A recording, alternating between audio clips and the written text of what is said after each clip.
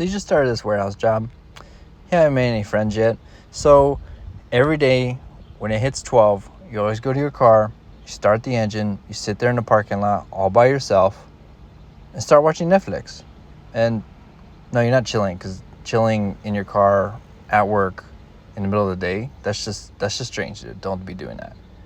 Anyway, so you're in your car and this warning light comes on, and then you turn your car quick, throw the keys, and think to yourself, oh no, I probably damaged my engine. I don't even get paid that much at this job. Now I'm gonna have to buy a whole new car. But why are you gonna waste your money and spend $400 to $450 a month paying for a brand new car when this car just needs a thermostat and for you to look after it? Sure enough, you found the coolant low. So let's stop neglecting this car and let's take care of it, because that's all it's gonna need. All right, here's how to place the thermostat. So Honda Civics have a small drain cock here on the bottom of the radiator. Go ahead and open that up and drain the coolant. Remove this upper radiator hose spring clamp, then take the connector off this bracket, and then we'll move that rubber hose out of the way so we can take this metal bracket off.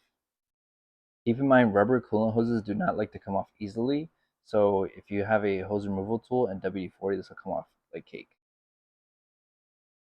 Now take off this air duct for the air intake. Once we have that out of the way, we'll have a ton of room to get to this thermostat. Here I took off the lower radiator hose. You don't really need to do that. You could just leave it on, take off the bracket and the two 10mm on the side of the thermostat housing. Once you have those two 10s off, you will need to apply a little bit of pressure to pull this housing off. Once you pull that housing off, be aware there will be more coolant and you'll have the thermostat out.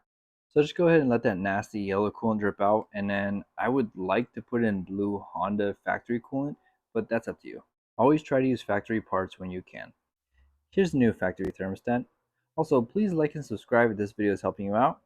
And here's the rubber part that also comes with it. It should be installed like this, with the top notch on that metal passage, and the backside should look like this with the two notches also facing up. So here's the housing. This is that spot where those two rubber notches stick up, so make sure it goes in just like that. This is the back side of the thermostat, and this is the front side that will be facing towards you when you install it into the housing. So when installing the new thermostat, there's no need for silicone or RTV, and you could just toss the old thermostat. So go ahead and install that flange for the lower radiator hose. So go ahead and put everything back together again, and then add coolant until it starts to come up to the top of the radiator. Start the vehicle, turn defrost on and fans to high. You're going to keep a lookout on the upper and lower radiator hoses. Make sure they're both hot. One will become hot before the other one, but also this entire time you need to keep checking the temp gauge, check the upper and lower radiator hoses. But once the upper and lower radiator hoses are the same temperature, hot, and the defrost is blowing hot, you're good to go. Now you can return to Netflixing, and you know what, maybe you should go meet people and just not be in your car and run the air conditioner all day. All right, get out there and talk to people, because sitting in your car and letting it idle for long periods of time can cause some damage. If you want to know about that, like and subscribe, and I'll show you the next time.